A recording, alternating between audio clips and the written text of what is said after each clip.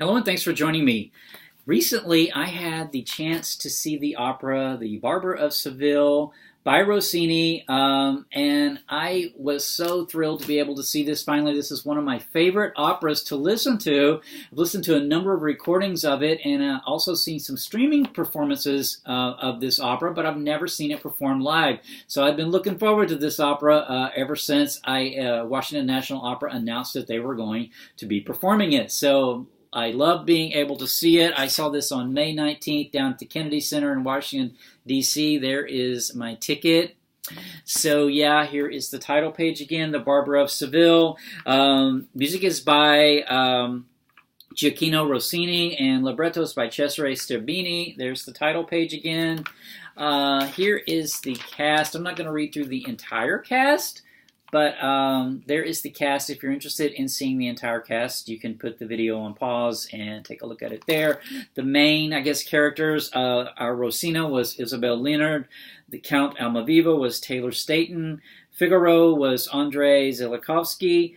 Dr. Bartolo, Paolo Bordogna. Don Basilio was sung by Wei Wu. Our conductor was Emily Senturia. And the director was Peter Kazaras. There's the cast again. So yeah, I saw this on May 19th, 2018. I always think the performance history is so interesting. So I did a little bit of research on it. This opera was adapted from a play by Beaumarchais, a French play of the late 18th century. And there had already been an opera. I did not write down the composer of the earlier opera adaptation of this play, but there was already an opera in existence when Rossini's opera, The Barber of Seville, premiered in Rome in 1816. From what I could read, the opening night there were boos and jeers in the audience because of this competing opera that was already in existence on this, using this play as source material. But then I think subsequent performances, were successful, and the opera had its U.S. premiere in 1819 in New York, although it was sung in English. It was sung in French in New Orleans in 1823, and it wasn't sung in Italian in the United States, in New York anyway, until 1825. And from what I could read, this was the first opera sung in Italian in New York. I think that in the past, operas were often sung in the language of the audience rather than the language of the original composition. That was often the case. It's my understanding, and now the operas are all almost always sung in the original language, the language of the composition, and there are subtitles. But back before there was a subtitle machine, I think they often got translated. So I thought that was kind of cool. This opera was the first opera sung in Italian in New York, because of course this opera has gone on for the next 200 years being performed very regularly because it still remains wildly popular. And there's a good reason for that. It's very, very funny, and it's got some very, very cool singing in it. So I thought what I'd do, is just describe kind of what the opera's about. The main character, so I mentioned Rosina, is this beautiful, sweet girl who is her guardian. His name is Dr. Bartolo, and he kind of keeps her prisoner in this house. He wants to marry her himself to get her fortune, but then we have Count Almaviva, who sort of loves her from afar and but he can't ever be alone with her because she's kept in this house. She's kept under such close watch by the doctor. So he enlists the help of the town's barber, the Barber of Seville, to help him. Figaro, his name is Figaro. So Figaro is this sort of jack of all trades. He just seems to be able to do lots of little jobs for people, and he's kind of a fixer, And so the Count asks Figaro, how can I need to get in to see Rosina. And Figaro says, well, I'll help you with that. So he says, what you need to do is you need to, pretend like you're a soldier and that you've got billeting papers to be able to stay in the house, and that'll get you in the house. So the Count shows up at the house, the Dr. Bartolo's house, with this billeting orders and whatnot, as he shows up as this drunken soldier.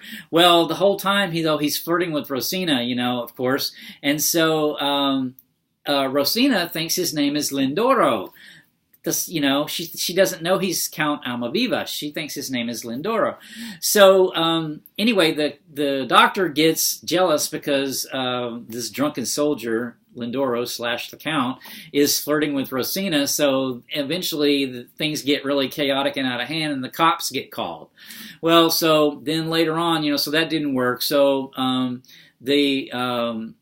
Figaro tells the Count, well, go dressed as disguised as a music teacher, because Rosina takes music lessons from Don Basilio. So the Count dresses up like Don Alonso, who is a music teacher filling in for, he goes to the house and he tells the doctor, yeah, I need to give Rosina her music lesson today because Don Basilio is ill. So he's there, with Rosina, and they're kind of trying to, flirt and whatever, and under the doctor's nose, really, Well, then Dr. Don Basilio shows up. Chaos ensues again, so that didn't work. But the Count, or Lindoro, and Rosina make plans to elope later that night.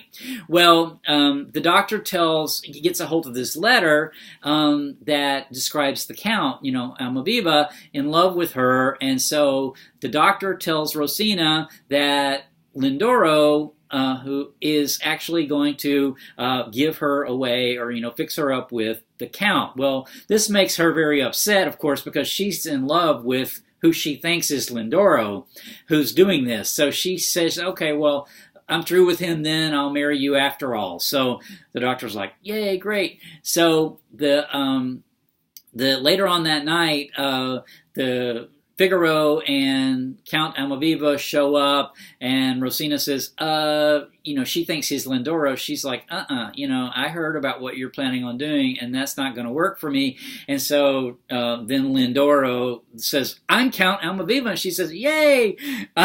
So in the meantime, Don Basilio, the music teacher, has showed up at the house with a notary because he was planning on, Rosina marrying the doctor. And so he gets a big bribe, and so he agrees to be the witness so that, Count Almaviva / Lindoro and Rosina get married, and then the doctor shows up and admits defeat. And in the midst of all of this sort of mistaken identities and disguises, there's a lot of really great singing, and just the chaos scenes are so great that it's just such a fun opera. And you don't even have to really see a production of this to enjoy the music, because it's this bel canto style of singing. So it's just wonderful music. So I mentioned about the source material. There is here in the notes from a letter from the artistic director, there's a description of this, this source material, Beaumarchais play, and so I thought that was really kind of cool, and just these notes, I thought I would discuss this a little bit or maybe read a quote from it. So one thing that's mentioned here in these notes is that on the surface, she says, on the surface, the Barber of Seville looks like a stock 18th century comedy. But what is striking about both Beaumarchais' play and Rossini's opera is how the servant Figaro drives the plot and acts as the mouthpiece of the author. In their opening exchanges, Count Almaviva and Figaro show that there is not merely an implied equality between master and servant, but an assumption of the servant's superior wit and intelligence.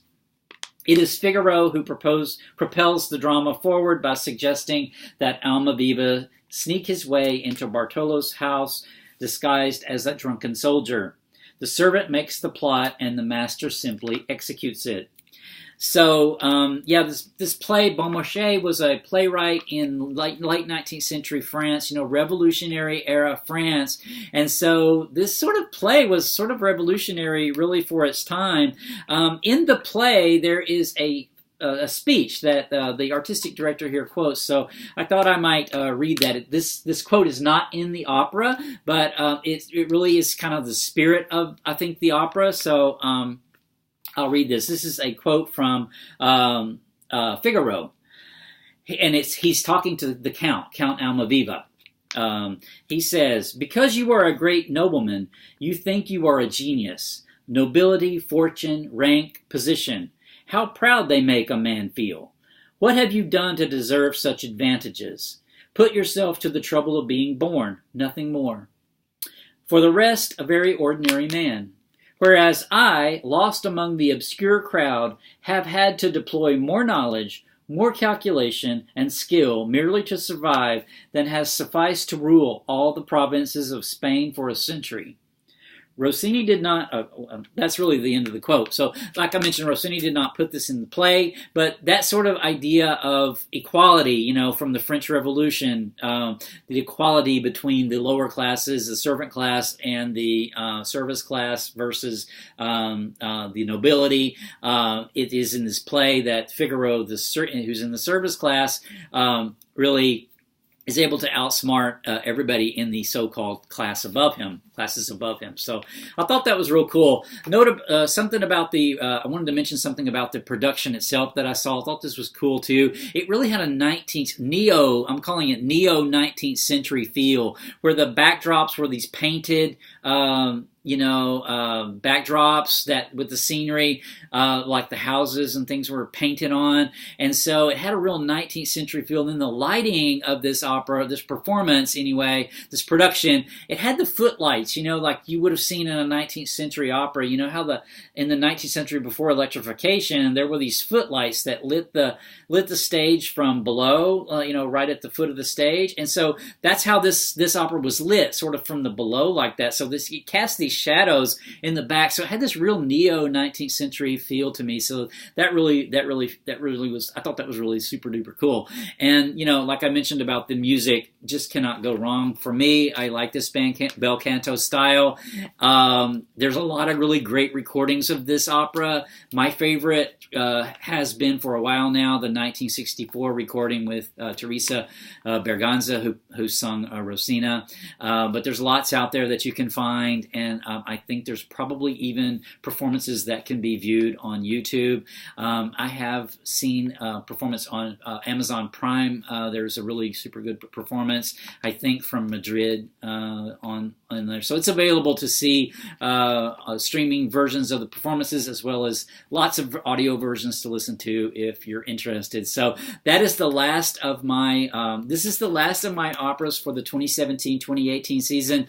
So I will have a couple of more opera chats, though, coming up in the next few weeks. One, I may do a wrap-up for the 2017-2018 season. I may do a wrap-up video. I've been thinking about that, as well as I'm planning my 2018-2019 opera season already. There's a lot of opera available here in the Washington, D.C. area, so I have to budget it out and make plans on what I'm going to attend. So I'm working on that, and once I get that settled, I will do an opera hall video to sort of announce what I plan on seeing for the next opera season. So I will close this chat with that, and until next time, take care. Bye.